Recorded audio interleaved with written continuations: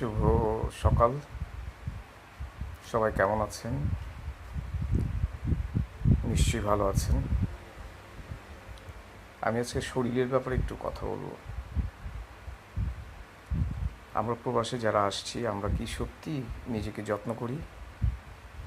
আমরা কিন্তু নিজেকে যত্ন করি না।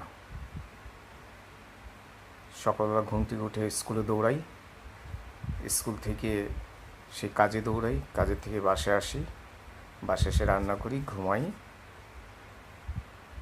নিজের প্রতি যে লক্ষ্য করবো সেই অবসরটুকু আমাদের কিন্তু নেই। তো সেক্ষেত্রে দেখা যায় বয়স বাড়ার সাথে সাথে সবারই কিন্তু স্ট্রেস বেড়ে যায় জাপানে, বিশেষ করে জাপানে। কারণ জাপান অত্যন্ত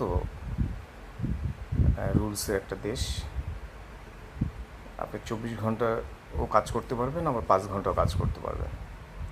আপনার চাহিদার উপর ডিপেন্ড করবে সব কিছু। তাই যারা ছাত্র অবস্থা আছেন বা যারা কন্টিনিউ কাজ করছেন, তারা নিজের প্রতি যত্ন নেন, স্ট্রেস থেকে দূরে থাকুন।